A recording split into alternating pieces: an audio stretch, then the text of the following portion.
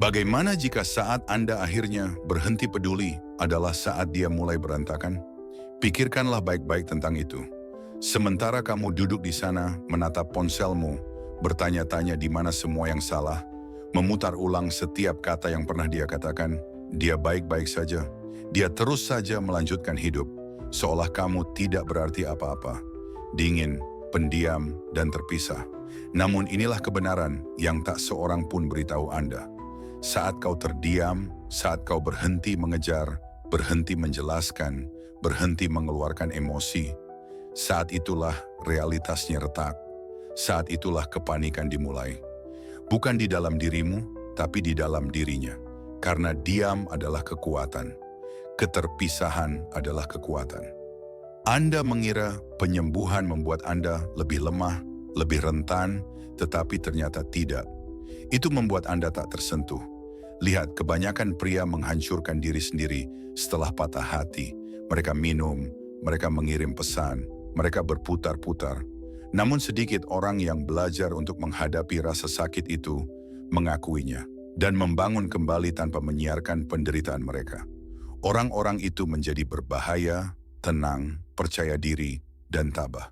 Dan ketika dia merasakan perubahan itu, ketika dia merasa tali pusar emosionalnya telah terputus untuk selamanya, hal itu membuatnya takut karena tiba-tiba Anda tidak lagi berada di dunianya.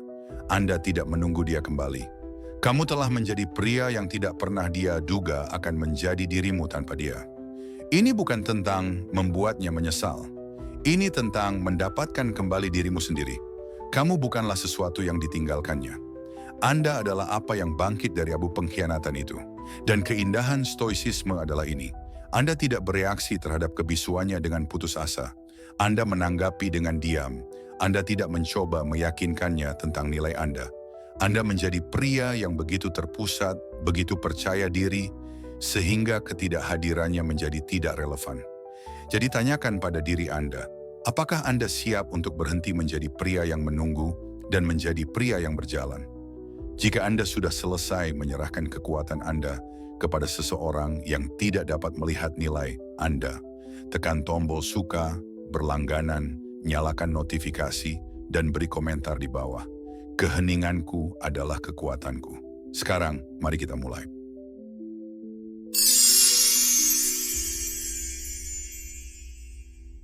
Nomor 2, keruntuhan. Tidak ada yang benar-benar mempersiapkanmu untuk bagian ini. Keruntuhan.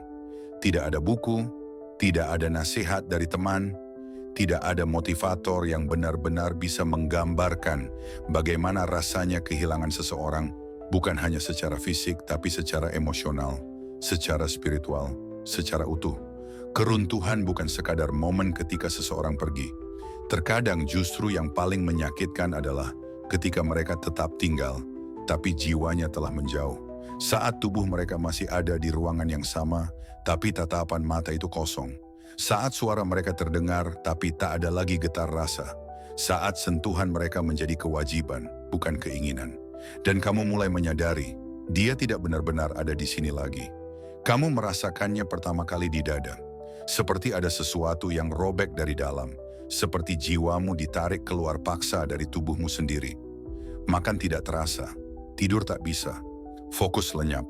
Pikiran seperti labirin tanpa jalan keluar. Dan setiap detail kecil, lagu, tempat, aroma kopi pagi, atau jalanan tempat kalian pernah tertawa, semuanya berubah menjadi pengingat menyakitkan. Kamu dihantui, bukan oleh hantu orang lain, tapi oleh kenangan akan dirimu sendiri, yang pernah mencintai dan dipercaya dicintai kembali. Kamu terus menghibur dirimu sendiri. Ini hanya fase, dia hanya lelah, dia akan kembali. Tapi tidak, versi dirinya yang mencintaimu, yang dulu menatapmu seperti kamu adalah rumah, versi itu sudah mati. Dan semakin lama kamu menyangkalnya, semakin lama kamu tenggelam dalam abu, hubungan yang sudah lama terbakar habis. Kamu pikir rasa sakit ini akan membunuhmu. Dan memang pada satu level, ia melakukannya. Tapi bukan kematian fisik yang terjadi, melainkan kematian dari versi dirimu yang lama. Versi yang terlalu bergantung, terlalu memohon, terlalu kehilangan arah tanpa validasi dari luar. Dan justru dari kehancuran itulah kelahiran baru dimulai. Inilah awal kelahiran kembalimu. Karena keruntuhan bukan akhir, tapi pergeseran. Ia adalah momen sakral ketika semesta dengan paksa menelanjangimu dari ilusi, agar kamu bisa melihat dirimu sendiri sebagaimana adanya. Rapuh, terluka, tapi juga punya potensi untuk bangkit. Versi dirimu yang lama, yang selalu butuh orang lain untuk merasa cukup, harus mati. Dan itu tidak salah. Itu memang perlu. Orang yang memiliki jiwa tabah tidak melawan keruntuhan. Ia tidak melarikan diri. Ia tidak mematikan rasa sakitnya dengan alkohol, dengan pengganti cinta yang palsu, atau dengan gangguan yang membuatnya lupa. Ia duduk di dekat apinya sendiri, membiarkan luka itu bernyanyi, membiarkan kesedihan itu membanjiri, dan tidak mencoba mengendalikan apa yang memang harus dibiarkan runtuh. Dan di sanalah letak transformasinya. Ia tahu, satu-satunya jalan keluar dari rasa sakit ini adalah melewatinya. Bukan meloncatinya, bukan mengabaikannya. Dan justru dari keberanian untuk hadir di tengah luka, itulah pengendalian diri lahir. Sebuah kekuatan yang tak bisa diajarkan oleh buku. Sebuah ketabahan yang tidak bisa dimanipulasi oleh motivasi singkat. Ini adalah kekuatan yang dibentuk oleh penderitaan yang dihadapi secara sadar. Banyak orang kehilangan jati dirinya di titik ini. Mereka terjebak dalam lingkaran rasa bersalah, penyangkalan dan obsesi untuk memperbaiki sesuatu yang sudah hancur. Mereka mengirim pesan larut malam. Mereka mabuk dalam keputusasaan. Mereka mengemis. Mereka menjadi bayangan dari siapa mereka sebelumnya. Tapi tidak kamu. Tidak kali ini. Kamu memilih jalan yang lain. Jalan yang lebih sunyi tapi lebih mulia. Kamu menggunakan rasa sakit ini sebagai bahan bakar. Setiap air mata yang jatuh, setiap malam panjang tanpa tidur, setiap pengkhianatan yang mencabik hatimu, kamu kumpulkan dan ubah menjadi kekuatan, menjadi arah, menjadi keteguhan. Dan lambat laun kamu mulai merasa dunia mungkin telah mengacaukan hidupmu, tapi tidak bisa menyentuh jiwamu. Sebab siapapun yang pernah mengalami patah hati yang nyaris membunuh dan memilih untuk bertahan dengan sadar, akan menjadi seseorang yang tak tergoyahkan. Tak ada lagi ketergantungan pada pengakuan dari luar. Tak ada lagi pencarian yang menyedihkan akan penutupan. Kamu tidak memburu jawaban. Kamu menjadi jawaban itu sendiri. Dia mengira kamu akan hancur. Dan benar, kamu memang hancur. Tapi tidak seperti yang dia bayangkan. Kamu hancur seperti benih yang harus terbelah agar bisa menumbuhkan kehidupan baru. Kamu pecah agar bisa keluar dari cangkangmu. Dan dalam kehancuran itulah seseorang yang baru lahir, lebih bijak, lebih sadar, dan lebih kuat. Seseorang yang tidak lagi membutuhkan orang lain untuk merasa utuh. Seseorang yang tidak bergantung pada janji masa lalu, tapi hidup penuh dalam realitas saat ini. Seseorang yang tidak lari dari kesedihan, tapi menjadikannya guru. Dan ketenangan yang kamu miliki setelahnya, ketenangan dari seseorang yang telah melewati api dan masih tetap berdiri, itulah yang paling menakutkan. Nomor 2, keruntuhan.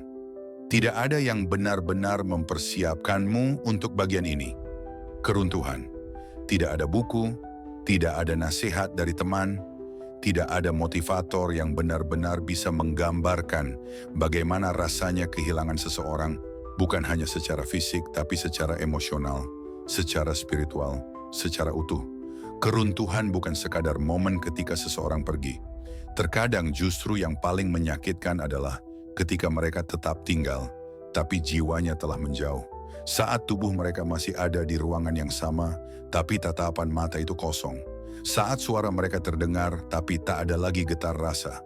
Saat sentuhan mereka menjadi kewajiban, bukan keinginan. Dan kamu mulai menyadari, dia tidak benar-benar ada di sini lagi. Kamu merasakannya pertama kali di dada. Seperti ada sesuatu yang robek dari dalam. Seperti jiwamu ditarik keluar paksa dari tubuhmu sendiri. Makan tidak terasa, tidur tak bisa, fokus lenyap. Pikiran seperti labirin tanpa jalan keluar. Dan setiap detail kecil, lagu, tempat, aroma kopi pagi, atau jalanan tempat kalian pernah tertawa, semuanya berubah menjadi pengingat menyakitkan. Kamu dihantui, bukan oleh hantu orang lain, tapi oleh kenangan akan dirimu sendiri, yang pernah mencintai dan dipercaya dicintai kembali. Kamu terus menghibur dirimu sendiri. Ini hanya fase. Dia hanya lelah. Dia akan kembali. Tapi tidak, versi dirinya yang mencintaimu, yang dulu menatapmu seperti kamu adalah rumah, versi itu sudah mati. Dan semakin lama kamu menyangkalnya, semakin lama kamu tenggelam dalam abu, hubungan yang sudah lama terbakar habis. Kamu pikir rasa sakit ini akan membunuhmu. Dan memang pada satu level, ia melakukannya. Tapi bukan kematian fisik yang terjadi, melainkan kematian dari versi dirimu yang lama. Versi yang terlalu bergantung, terlalu memohon, terlalu kehilangan arah tanpa validasi dari luar. Dan justru dari kehancuran itulah kelahiran baru dimulai. Inilah awal kelahiran kembalimu. Karena keruntuhan bukan akhir, tapi pergeseran. Ia adalah momen sakral ketika semesta dengan paksa menelanjangimu dari ilusi, agar kamu bisa melihat dirimu sendiri sebagaimana adanya. Rapuh, terluka, tapi juga punya potensi untuk bangkit. Versi dirimu yang lama, yang selalu butuh orang lain untuk merasa cukup, harus mati. Dan itu tidak salah. Itu memang perlu. Orang yang memiliki jiwa tabah tidak melawan keruntuhan. Ia tidak melarikan diri. Ia tidak mematikan rasa sakitnya dengan alkohol, dengan pengganti cinta yang palsu, atau dengan gangguan yang membuatnya lupa. Ia duduk di dekat apinya sendiri, membiarkan luka itu bernyanyi, membiarkan kesedihan itu membanjiri, dan tidak mencoba mengendalikan apa yang memang harus dibiarkan runtuh. Dan di sanalah letak transformasinya. Ia tahu, satu-satunya jalan keluar dari rasa sakit ini adalah melewatinya. Bukan meloncatinya, bukan mengabaikannya. Dan justru dari keberanian untuk hadir di tengah luka, itulah pengendalian diri lahir. Sebuah kekuatan yang tak bisa diajarkan oleh buku. Sebuah ketabahan yang tidak bisa dimanipulasi oleh motivasi singkat. Ini adalah kekuatan yang dibentuk oleh penderitaan yang dihadapi secara sadar. Banyak orang kehilangan jati dirinya di titik ini. Mereka terjebak dalam lingkaran rasa bersalah, penyangkalan dan obsesi untuk memperbaiki sesuatu yang sudah hancur. Mereka mengirim pesan larut malam. Mereka mabuk dalam keputusasaan. Mereka mengemis. Mereka menjadi bayangan dari siapa mereka sebelumnya. Tapi tidak kamu. Tidak kali ini. Kamu memilih jalan yang lain. Jalan yang lebih sunyi tapi lebih mulia. Kamu menggunakan rasa sakit ini sebagai bahan bakar. Setiap air mata yang jatuh, setiap malam panjang tanpa tidur, setiap pengkhianatan yang mencabik hatimu, kamu kumpulkan dan ubah menjadi kekuatan, menjadi arah, menjadi keteguhan. Dan lambat laun kamu mulai merasa dunia mungkin telah mengacaukan hidupmu, tapi tidak bisa menyentuh jiwamu. Sebab siapapun yang pernah mengalami patah hati yang nyaris membunuh dan memilih untuk bertahan dengan sadar, akan menjadi seseorang yang tak tergoyahkan. Tak ada lagi ketergantungan pada pengakuan dari luar. Tak ada lagi pencarian yang menyedihkan akan penutupan. Kamu tidak memburu jawaban. Kamu menjadi jawaban itu sendiri. Dia mengira kamu akan hancur. Dan benar, kamu memang hancur. Tapi tidak seperti yang dia bayangkan. Kamu hancur seperti benih yang harus terbelah agar bisa menumbuhkan kehidupan baru. Kamu pecah agar bisa keluar dari cangkangmu. Dan dalam kehancuran itulah seseorang yang baru lahir, lebih bijak, lebih sadar, dan lebih kuat. Seseorang yang tidak lagi membutuhkan orang lain untuk merasa utuh. Seseorang yang tidak bergantung pada janji masa lalu, tapi hidup penuh dalam realitas saat ini. Seseorang yang tidak lari dari kesedihan, tapi menjadikannya guru. Dan ketenangan yang kamu miliki setelahnya, ketenangan dari seseorang yang telah melewati api dan masih tetap berdiri, itulah yang paling menakutkan. Nomor 3, kekosongan adalah anugerah. Sekarang kamu tiba di tempat yang paling sunyi dalam perjalanan ini. Kekosongan. Disinilah segalanya terasa melambat dan kadang bahkan berhenti. Tak ada lagi pesan yang datang. Tak ada lagi rencana yang harus ditunggu. Tak ada lagi kehadiran yang mengisi hari-harimu. Yang tersisa hanyalah keheningan yang murni dan pikiranmu sendiri yang menggema seperti suara di gua yang dalam. Dan meskipun dunia luar menganggap ini sebagai kesepian, dalam kenyataannya ini adalah tempat suci. Karena disinilah jiwamu akhirnya berhenti berlari. Disinilah kamu berhenti memaksa hidup untuk memberi makna eksternal. Tidak ada lagi pelarian, tidak ada lagi penyamaran. Yang ada hanyalah dirimu dan Tuhan. Kebanyakan orang, terutama mereka yang terbiasa menerima cinta sebagai peneguhan jati diri, lari dari tempat ini. Mereka melompat ke pelarian-pelarian cepat, hubungan baru, pesta tanpa makna, kerja berlebihan, kesibukan palsu. Mereka mencoba menenggelamkan kekosongan ini dengan suara, tapi suara hanya menunda, tidak pernah menyembuhkan. Tapi kamu berbeda, tidak kali ini. Kamu akan duduk bersama kekosongan itu. Bukan sebagai musuh, tapi sebagai guru. Kamu tidak akan menutup telinga saat kesunyian berbicara. Kamu akan mendengarkan, karena keheningan bukan kutukan. Keheningan adalah panggilan. Undangan dari semesta, dari Tuhan sendiri, untuk kembali kepada dirimu yang hakiki. Kekosongan ini bukan penjara, ia adalah pembebasan. Untuk pertama kalinya dalam waktu yang lama, mungkin bertahun-tahun, kamu tidak lagi mengorbit semesta orang lain. Kamu tidak lagi hidup untuk menyenangkan, untuk menenangkan atau mempertahankan seseorang.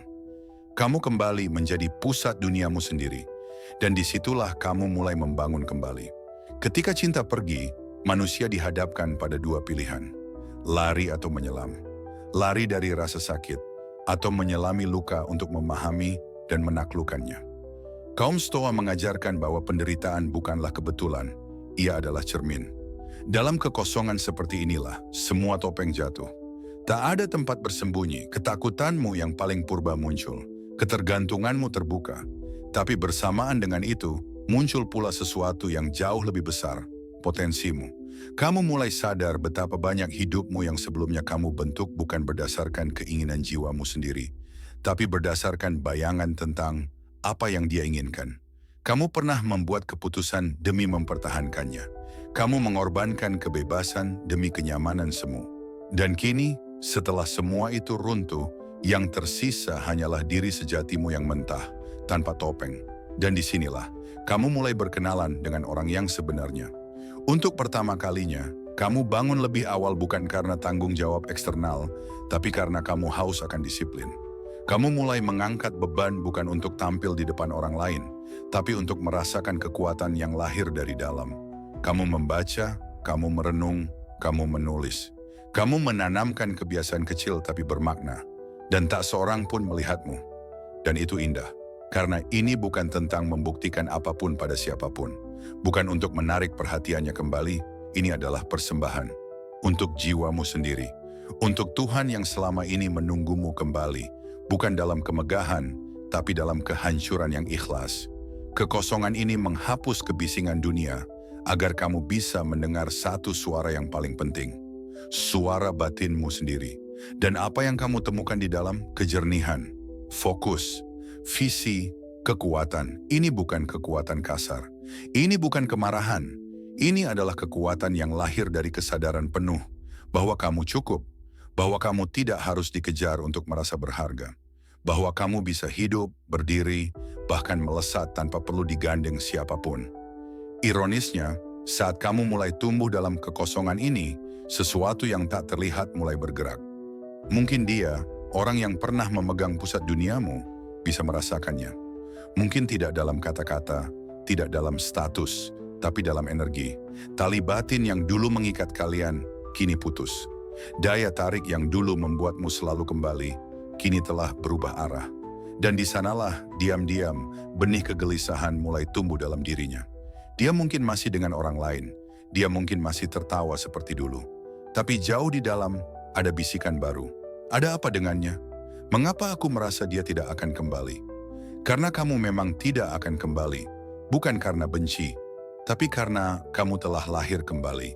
Kamu bukan lagi sosok yang dulu bergantung. Kamu bukan lagi sosok yang menunggu. Kamu telah menjadi misteri. Bukan karena kamu sedang bermain-main, tapi karena kamu telah menjadi milik dirimu sendiri dan milik Tuhan. Dan inilah pelajaran suci dari kekosongan. Saat kamu berhenti mencari makna di luar, makna itu datang dari dalam. Kamu tidak lagi butuh pengakuan. Karena kamu telah menyatu dengan kedamaian yang sejati, diri yang tak tergoyahkan, dan Tuhan yang tak pernah meninggalkan. Nomor 4, bunuh fantasi, hancurkan berhala yang kau ciptakan. Ada satu kebenaran yang paling sering ditolak pria, bukan karena mereka bodoh, tetapi karena terlalu menyakitkan untuk diterima. Dan kebenaran itu adalah ini: kamu tidak mencintainya, bukan dalam arti sejati, bukan dengan cinta yang sadar, utuh, dan melihat seseorang sebagaimana adanya. Yang kamu cintai adalah gambaran tentang dirinya, sebuah fantasi yang kamu bangun pelan-pelan di benakmu. Sosok yang tidak pernah pergi, tidak pernah menyakitimu, selalu memilihmu dalam segala cuaca. Perempuan yang tersenyum dengan lembut, menatapmu dalam seolah memahami isi hatimu tanpa perlu kata. Namun kamu harus jujur sekarang, karena hidupmu tak akan berubah sebelum kamu berani mengakui wanita itu tidak pernah ada. Apa yang kamu cintai selama ini adalah proyeksi, bukan orang yang nyata. Bayangan yang kamu peluk malam-malam bukan tubuhnya, melainkan potongan kenangan yang kamu pilih secara sepihak. Cuplikan senyuman, gelak tawa, pelukan hangat, janji-janji manis. Semua itu hanya pecahan, bukan keseluruhan. Kamu memungut serpihan yang bersinar dan mengabaikan retakannya. Lalu kamu jadikan itu berhala. Fantasi itu adalah berhala. Dan seperti semua berhala palsu, dia akan menyiksa penyembahnya. Kamu mengikat dirimu pada sebuah ilusi, dan itu menjadi penjara yang tidak terlihat. Kamu memutar ulang kenangan bukan untuk memahami, tetapi untuk menunda kenyataan. Kamu menolak melihat bahwa ia telah berubah, atau mungkin yang lebih sulit diterima, ia tidak pernah benar-benar seperti yang kamu bayangkan. Namun kini, kamu telah sampai di titik tak bisa kembali. Kamu harus membunuh fantasi itu. Kamu harus meruntuhkan berhala yang kamu bangun dengan air mata dan harapan. Dan disinilah perjalanan spiritual sejati dimulai. Dalam tradisi mistik, membunuh ilusi adalah tindakan sakral, sebuah penyembelihan rohani, karena dalam proses itu, kamu melepaskan segala keterikatan palsu dan berserah hanya kepada kebenaran yang sejati. Kamu tak lagi mencintai proyeksi, kamu mencintai kenyataan. Dan kenyataan meski pahit membebaskan. Dalam psikologi gelap relasi, selama kamu menggenggam bayangannya, kamu sedang menyiarkan sinyal keputusasaan, dan wanita secara naluriah bisa merasakannya. Mereka tidak tertarik pada pria yang mengejar masa lalu. Mereka tidak menghormati pria yang menyembah gambar mereka yang sudah mati. Justru yang membuat mereka terguncang adalah pria yang bisa melihat melalui kabut ilusi dan berkata, "Aku tidak lagi percaya pada bayanganmu. Aku telah melepaskanmu dalam keheningan, dalam kejelasan, dalam damai." Saat kamu berhenti meromantisasi luka, kamu mulai merebut kembali dirimu sendiri. Kamu tidak lagi terhipnotis oleh skenario-skenario seandainya yang tak pernah ada. Kamu tidak lagi meyakini bahwa satu-satunya versi bahagia adalah bersamanya. Dan pada saat itulah kamu menjadi tak tersentuh. Bukan karena kamu membenci, tapi karena kamu telah melihat kebenaran dan tidak berpaling. Membunuh fantasi memang terasa seperti membunuh sesuatu yang sakral. Kamu akan merasa kehilangan. Akan ada malam-malam di mana kamu bertanya, apakah aku telah membuang cinta sejati? Tapi itu bukan cinta sejati. Itu hanya cerita yang kamu paksa untuk jadi nyata. Dan ketika kamu membunuh cerita itu, kamu sedang membuka jalan bagi kenyataan yang lebih jujur, lebih utuh, dan lebih ilahi. Kamu tidak kehilangan cinta. Kamu kehilangan cermin rusak yang selama ini menampilkan cinta dalam bentuk palsu. Dan setelah itu, sesuatu dalam dirimu menjadi jernih. Kamu berhenti mengutuk takdir. Kamu tidak lagi mengharapkan kepulangannya. Kamu berhenti menuliskan skenario imajinatif di kepalamu. Kamu tidak lagi berkata, andai dia kembali. Sebaliknya, kamu mulai berkata, aku kembali, aku utuh, aku milik diriku sendiri dan milik Tuhan.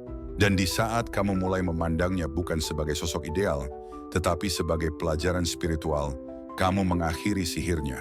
Kamu keluar dari mantra. Kamu menghancurkan hipnosis emosional. Dia yang dulu yakin kau akan selalu melihatnya sebagai gadis di mimpi indahmu, kini mulai merasakan perubahan energi itu. Kau tak lagi berputar dalam orbita bayangannya. Dan dalam keheningan itulah, penyesalan mulai menyusup perlahan ke dalam dirinya. Namun kamu tak butuh dia untuk kembali. Karena kamu tahu, kini Cinta sejati tidak datang dari seseorang yang kamu proyeksikan, tapi dari dirimu yang telah sadar, dan dari Tuhan yang selalu setia menunggu ketika akhirnya kamu membunuh berhala yang kamu ciptakan sendiri. Nomor 5. Keterikatan adalah kekuatan. Kekuatan untuk melepaskan, bukan mengikat, inilah titik perubahan. Titik sakral di mana perjalanan batinmu berbelok arah. Setelah badai, setelah kejatuhan, setelah kamu mengizinkan dirimu duduk diam di tengah kehampaan dan membakar habis setiap ilusi. Setelah kamu membunuh fantasi dan berdiri sendiri tanpa topangan bayangan masa lalu. Sekarang tibalah waktunya untuk kekuatan sejati. Bukan kemarahan, bukan pembalasan dendam, bukan drama atau pertunjukan ego, tapi sesuatu yang lebih dalam, lebih sunyi, dan jauh lebih mengguncang. Keterpisahan. Bukan hanya jarak fisik, tapi keterpisahan emosional, mental, dan spiritual. Sebuah bentuk pembebasan suci yang hanya bisa dicapai oleh jiwa yang telah melalui malam tergelapnya dan tidak lagi takut pada sepi. Kamu tidak lagi menunggu, tidak lagi berharap ada pesan masuk, tidak ada kebutuhan untuk validasi, pengakuan, atau bahkan klarifikasi. Kamu tidak membencinya, kamu juga tidak mencintainya. Kamu hanya selesai. Dan justru di sanalah energi itu berubah. Kamu tidak lagi bereaksi. Kamu berhenti menjelaskan dirimu kepada orang yang sudah lama berhenti mendengarkan. Kamu tidak mengejar seseorang yang telah memilih pergi. Tidak ada lagi usaha untuk dimengerti. Tidak ada lagi pengorbanan batin agar dia bisa merasa nyaman. Semua itu berakhir bukan karena kamu lelah, tapi karena kamu sadar. Kesadaran ini membawa kamu ke tempat yang sangat dalam, tempat di mana keheningan menjadi kekuatan. Disitulah, dalam sunyi yang kamu peluk tanpa ketakutan, kamu mulai menemukan dirimu kembali. Perempuan, seperti halnya setiap makhluk yang peka terhadap energi, dapat merasakan perubahan ini. Mereka bisa mencium aroma keputusasaan bahkan sebelum kamu bicara. Mereka tahu kapan kamu masih terikat, meskipun kamu berpura-pura tidak peduli. Tapi kali ini berbeda. Kamu tidak berpura-pura. Kamu betul-betul bebas. Kamu tak lagi mengorbit kehidupannya. Tak lagi menginvestasikan emosi dalam sebuah hubungan yang telah dikosongkan maknanya. Tidak lagi memberi energi pada sesuatu yang tak lagi memberi kehidupan. Dan di titik itu, keheninganmu berbicara lebih keras daripada kata-kata. Ketiadaan reaksi menjadi pesan paling kuat yang bisa kamu kirim. Kamu tidak mencoba menghubunginya. Kamu tidak mencari penutupan. Bahkan saat kamu masih berada di kota yang sama, tempat yang sama, ruangan yang sama, secara jiwa kamu sudah pergi jauh. Itulah kekuatan sejati seorang pria yang sadar. Kekuatan untuk tidak terjebak, kekuatan untuk tidak butuh. Ini bukan tentang bersikap dingin demi terlihat kuat, bukan tentang pura-pura tidak peduli, tetapi ini adalah bentuk tertinggi dari penguasaan diri, sikap stoik sejati. Kamu tidak lagi mengizinkan dirimu dimanipulasi secara emosional. Kamu tidak lagi membiarkan seseorang merusak kedamaian batinmu hanya karena kamu ingin dimengerti. Tidak, kamu telah melewati fase itu. Dan kini kamu berdiri sebagai manusia yang utuh. Kamu tidak menjawab pesan yang merendahkan harga dirimu. Kamu tidak membalas ucapan yang mengoyak martabatmu. Kamu tidak menjelaskan keberadaanmu kepada seseorang yang telah mengusirmu dari dunianya sendiri. Dan dalam keputusan itu, kamu membiarkan semesta bekerja. Kamu tidak membalas karma dengan tindakan, tetapi dengan keheningan dan keikhlasan.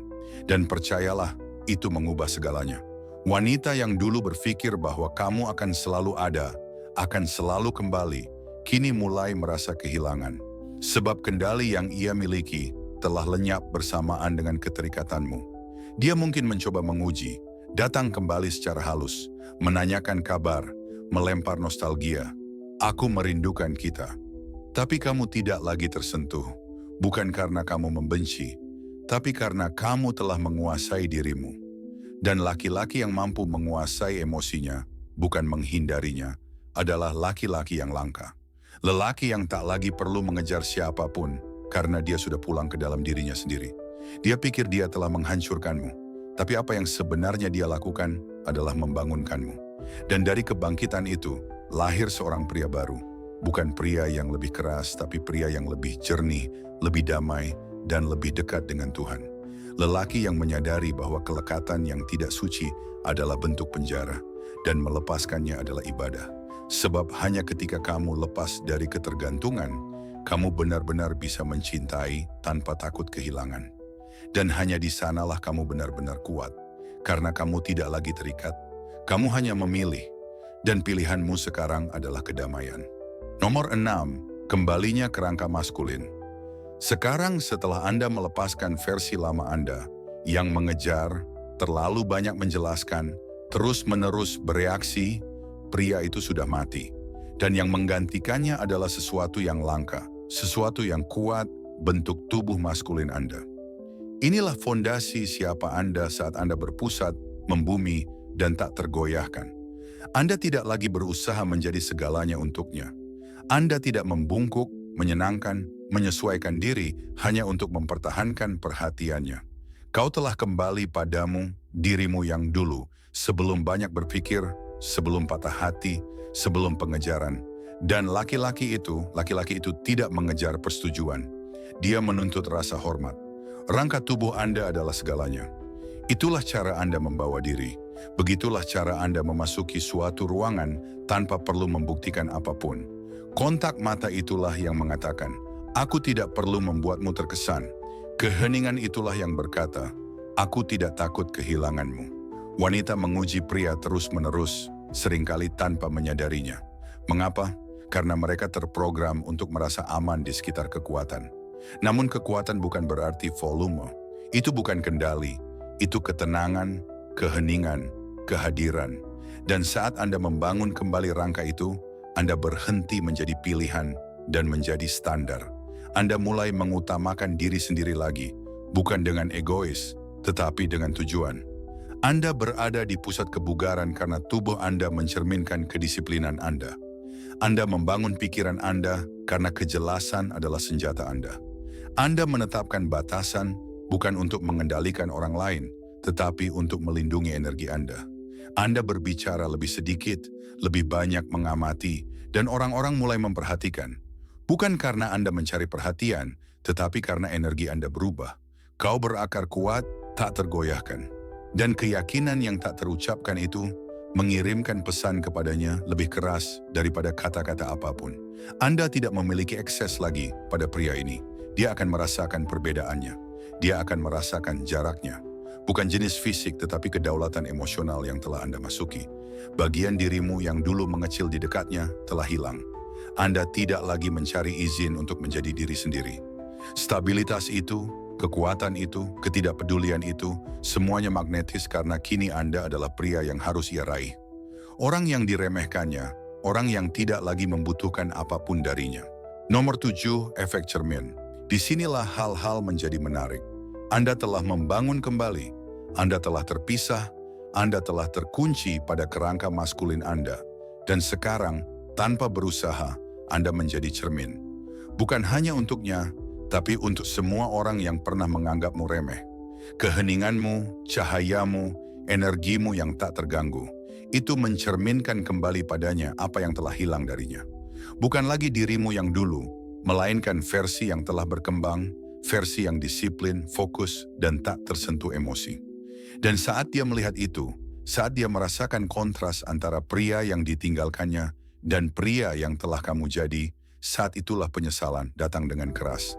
Anda tidak perlu menggosokkannya ke wajahnya. Anda tak perlu lagi mengunggah, lihat saya sekarang, sebagai perangkap dahaga atau pamer untuk mendapatkan perhatian. Anda tidak tampil, Anda hanya sekadar ada. Itulah yang membuat cermin begitu brutal. Karena itu memaksanya menghadapi kenyataan bahwa dia tidak menghancurkanmu, dialah yang membangunmu. Bahwa setiap air mata, setiap malam yang kau habiskan mempertanyakan harga dirimu, setiap momen keraguan, itu semua menjadi bahan bakar. Dan sekarang pria yang ditinggalkannya telah menjadi versi dirinya sendiri yang tidak dapat disentuhnya lagi. Inilah kebenarannya. Kebanyakan orang tidak merindukanmu. Mereka rindu pada kendali yang mereka miliki atas dirimu. Aksesnya, kenyamanan mengetahui Anda akan selalu ada. Tapi sekarang kamu tidak marah, kamu tidak merasa kesal, kau pergi begitu saja. Dan laki-laki yang biasa mengejarnya itu bahkan tidak menoleh ke belakang. Itulah yang terbakar. Itulah yang membuatnya panik karena Anda telah menjadi pria yang dia pikir dia inginkan. Tetapi sekarang Anda tidak lagi tersedia untuknya. Disinilah stoicisme dan psikologi gelap saling terkait. Anda tidak membalas, Anda tidak menyombongkan diri. Anda membiarkan kehadiran atau ketidakhadiran Anda berbicara. Semakin kamu meninggikan diri, semakin keras pula keheninganmu. Anda tidak perlu membuktikan apapun. Anda adalah buktinya. Kamu menjadi cermin. Dan apa yang dilihatnya di sana, itulah beban yang harus dipikulnya, bukan beban Anda. Nomor 8, pergeseran energi. Energi tidak berbohong.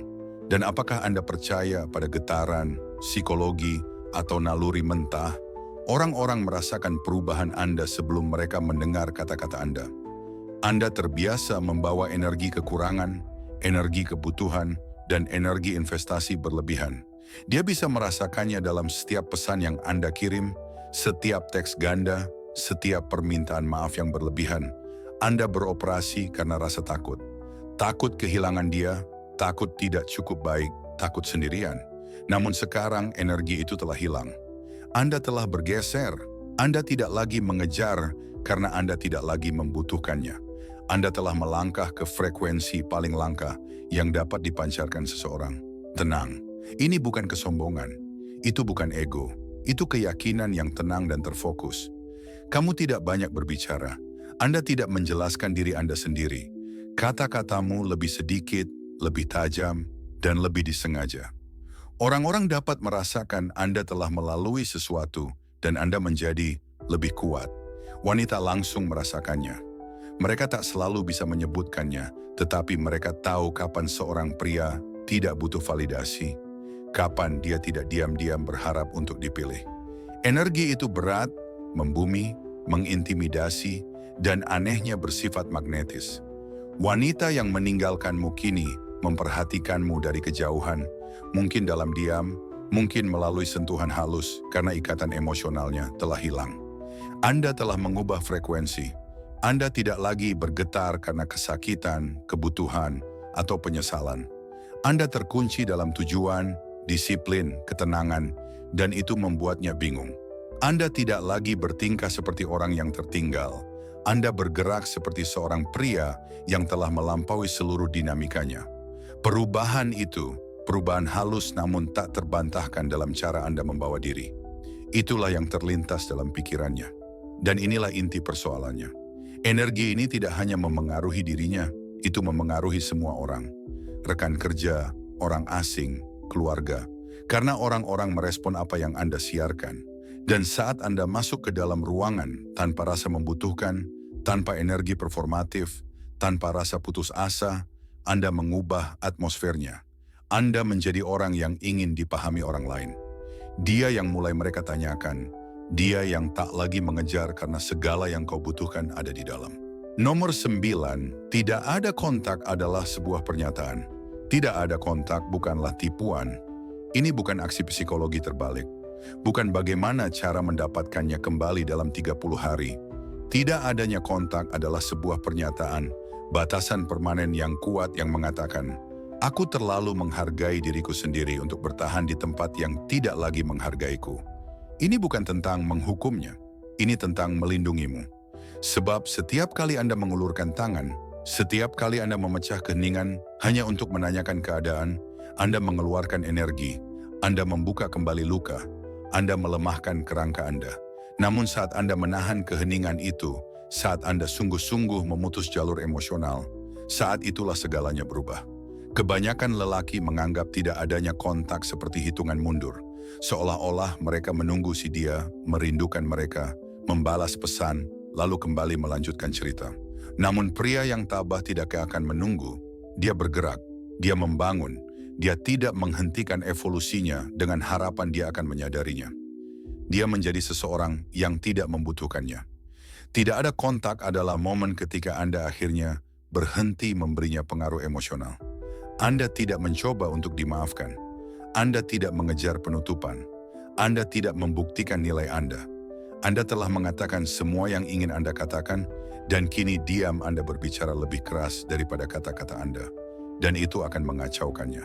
karena wanita terbiasa menjadi pihak yang meninggalkan pria ketika pria masih berlama-lama mengirim pesan, menunggu, dan bertanya-tanya.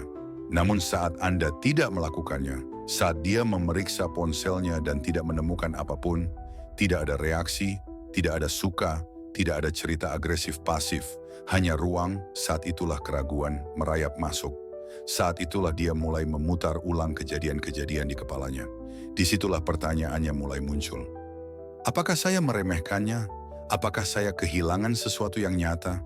Apakah dia sungguh sudah pergi? Namun saat itu, ini bukan tentang dia lagi. Tidak ada kontak bukanlah balas dendam. Itu penyembuhan. Disiplin adalah mengutamakan diri sendiri untuk menghentikan kecanduan terhadap perhatiannya. Untuk mengajarkan sistem saraf Anda bahwa kedamaian tidak datang dari keinginan.